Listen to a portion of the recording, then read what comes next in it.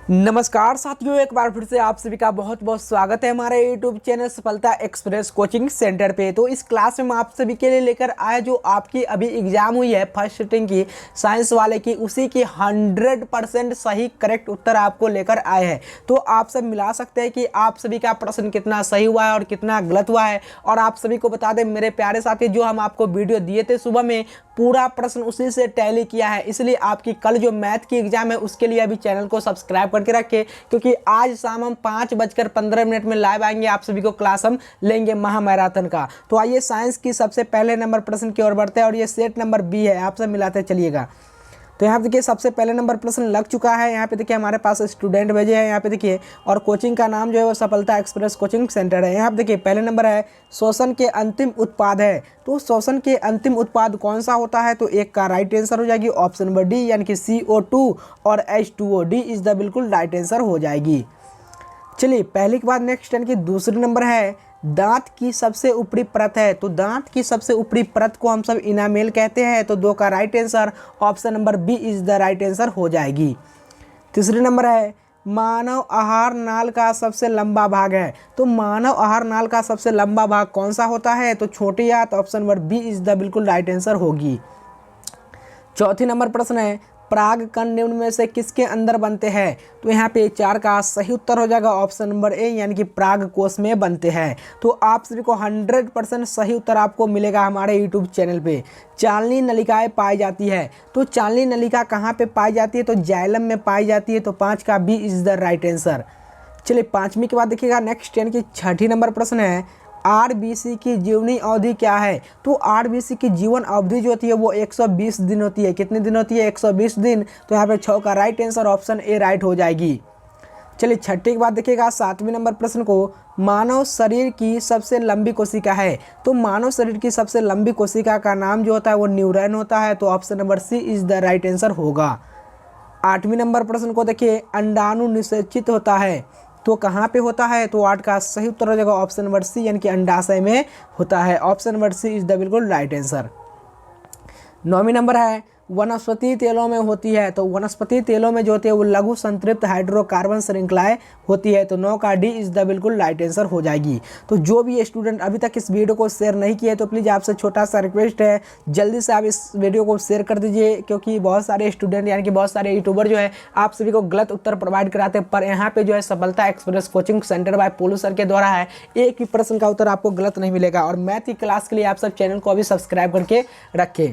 यहाँ देखिए कहा गया है पहले 10वीं नंबर है ब्यूटेन के कितने समावयी संभव है? तो ब्यूटेन के जो होते हैं वो कुल 2 होते हैं। कितने होते हैं? 2। तो option number B is the right answer हो जाएगी। चलिए 10वीं के बाद 11वीं नंबर प्रश्न को देखिएगा मेंडलीव की आवर्त सारणी में तत्व वर्गीकरण का आधार क्या है? तो 11 का सही उत्तर हो जाएगा ऑप्शन नंबर डी, यानी कि परमाणु द्रव्यमान is the right answer. 12 number प्रश्न को देखिएगा, ये प्रश्न भी हम आपको करवाए थे। 12 नंबर प्रश्न अमोनिया के अणु में नाइट्रोजन एवं हाइड्रोजन के परमाणुओं की संख्या का अनुपात कितना होता है? तो यहाँ पे 13 का राइट आंसर, सॉरी यहाँ पे 12 का राइट आंसर हो जाएगी ऑप्शन डी, यानी कि 1:3 इस सवाल का राइट आंसर हो जाएगा। चलिए अगले नंबर प्रश्न को देखिए। 13 नंबर प्रश्न में कहा गया निम्न में से कौन कमरे के तापक्रम पर द्रव्य है? तो यहाँ पे 13 का सही उत्तर हो जाएगा ऑप्शन नंबर सी, यानी कि एथेनॉल। चलिए 13 के बाद रखिएगा नेक्स्ट यानी कि 14 नंबर प्रश्न को सिरका में निम्न में से कौन सा अम्ल पाया जाता है? तो सिरका में जो पाया तो वो एसिटिक अम्ल पाया जाता है। तो 14 का D is the right answer हो जाएगी।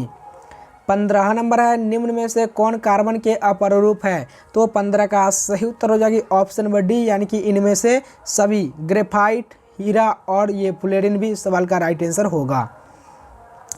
16 नंबर है एक अणुसूत्र परंतु विभिन्न संरचना सूत्र वाले यौगिक कहलाते हैं। तो क्या कहलाते हैं? तो समावयी कहलाते हैं। तो 16 का ए इज द बिल्कुल राइट आंसर।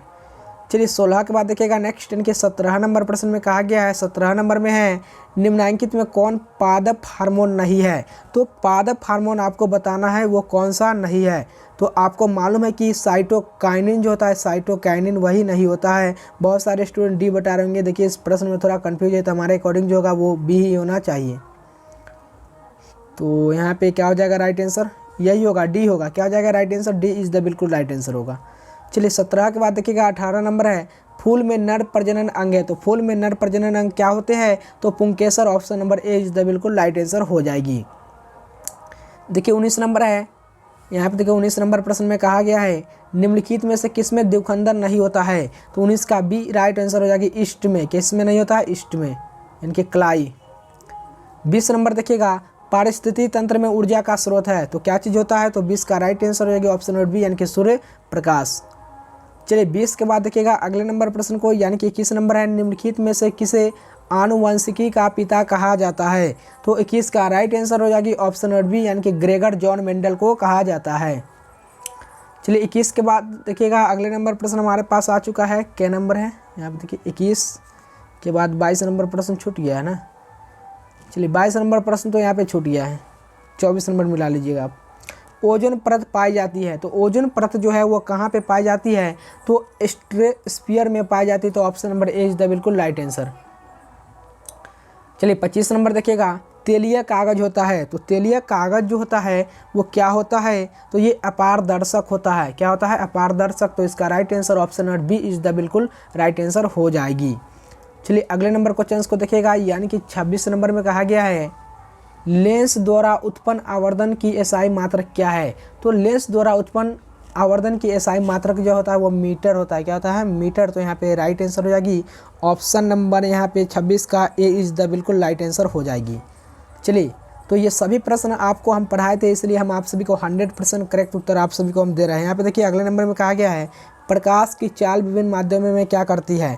तो ये भिन्न भिन्न होती है। Option number B is the बिल्कुल राइट आंसर हो जाएगी।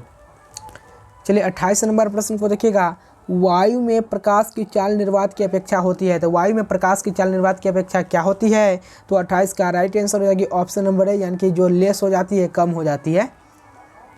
चलिए तो जो भी स्टूडेंट वीडियो को शेयर नहीं किए हैं तो प्लीज़ एक बार शेयर कर दीजिए मैथ की क्लास लेने के लिए, और पूरा basic and concept and trick के साथ आपको बताएंगे कैसे आप सब 1 सेकंड में आंसर लेकर आइएगा। यहाँ पे देखिए 29 नंबर में है लेंस में मुख्य फोकस की संख्या होती है। तो लेंस में मुख्य फोकस की संख्या 2 होती है। तो option number B is the right answer. 29 के बाद 30 नंबर है विद्युत का अच्छा चालक है। तो विद्युत का अच्छा चालक जो होता है वो क्या होता है? तो चांदी होता है। तो option number D is the बिल्कुल राइट आंसर। 31 नंबर देखिएगा शुष्क सेल में ऋण इलेक्ट्रोड बना होता है। तो क्या चीज़ का बना होता है? कार्बन का। Option number B is the right answer. 32 number देखिएगा 1 जूल का मान होता है। तो 1 जूल का जो मान होता है वो 4.18 होता है। तो यहाँ पे right answer B is the बिल्कुल राइट आंसर हो जाएगी। चलिए 32 के बाद 33 नंबर देखिएगा ऐसे तत्व जो इलेक्ट्रॉनों को त्याग धनात्मक आयन बनाते हैं उन्हें क्या कहा जाता है? तो यहाँ पे 33 का राइट आंसर हो जाएगी option number B is the right answer, यानी कि धातु कहा जाता है। 33 के बाद देखिएगा 34 नंबर है, यहाँ पे 34 नंबर प्रश्न में कहा गया है, देखिए ध्यान से, लोहा पर जिंक लेपित करने की क्रिया को क्या कहते हैं? तो गैल्वेनिकरण कहते हैं। तो 34 का सी इज द बिल्कुल राइट आंसर। चलिए 35 नंबर प्रश्न को देखिए, 35 नंबर में है निम्न में से कौन ससंयोजी यौगिक है?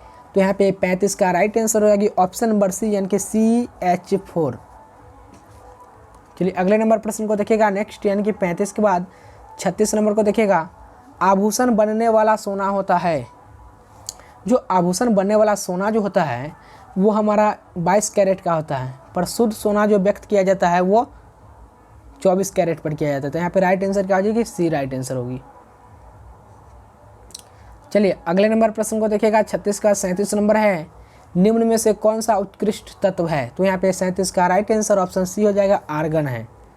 चलिए अगले नंबर प्रश्न को देखिएगा 37 के बाद 38 नंबर है ताम्र एवं टीन के मिश्र धातु को क्या कहते हैं? तो 38 का राइट आंसर हो जाएगी ऑप्शन नंबर ए, यानी कि कांसा कहते हैं, जिसे इंग्लिश में हम सब ब्रॉन्ज कहते हैं, ब्रॉन्ज, उसी को हम सब कांसा भी कहते हैं। चलिए 38 के बाद देखिएगा 39 नंबर में है प्लास्टर ऑफ पेरिस का रासायनिक सूत्र क्या होता है? तो 39 का राइट आंसर हो जाएगी ऑप्शन नंबर बी, क्या हो जाएगा? बी इज द बिल्कुल राइट आंसर होगा, CaSO4 1/2H2O। 40 नंबर देखिएगा अम्ल और क्षार आपस में अभिक्रिया कर क्या बनाता है? तो यहाँ पे 40 का राइट आंसर हो जाएगी ऑप्शन नंबर सी, यानी कि लवण बनाता है। 40 के बाद देखिएगा 41 नंबर प्रश्न में है दाढ़ी बनाने के लिए कौन सा दर्पण प्रयुक्त होता है? तो दाढ़ी बनाने के लिए कौन सा दर्पण का प्रयुक्त करते हैं? तो अवतल दर्पण का। तो यहाँ पे 41 का सी इज द बिल्कुल राइट आंसर होगा। चलिए 42 नंबर देखिएगा, श्वेत प्रकाश वर्णक्रम में किस रंग की किरण का विचलन अधिक होता है? तो 42 का राइट आंसर ऑप्शन ए हो जाएगा लाल। क्या हो जाएगी? लाल इज द राइट आंसर। 42 के बाद देखिएगा 43 नंबर है, समतल दर्पण की फोकस दूरी होती है। तो समतल दर्पण की जो फोकस दूरी होती है वो अनंत होती है। क्या होती है? अनंत। यहाँ पे राइट आंसर हो जाएगी option number A is the बिल्कुल राइट आंसर। तो मेरे प्यारे साथियों, इतना ही प्रश्न हमारे पास आया हुआ था, और जो भी स्टूडेंट ये इतना प्रश्न भेजे उसके लिए हम आपसे थैंक यू कहना चाहते हैं, क्योंकि आप सभी को जल्दी आंसर प्रोवाइड करा चुके हैं, और जितना पढ़ाए हुए थे सभी उसी के अंदर से आया हुआ था। तो इसलिए आपसे छोटा सा रिक्वेस्ट है, चैनल को सब्सक्राइब कर ले और वीडियो को शेयर कर दीजिए। चलिए बिना टाइम पास न करते हुए आज की इस क्लास को समाप्त करते हैं। थैंक्स फॉर वॉचिंग वीडियो देखने के लिए आप सभी का बहुत बहुत धन्यवाद।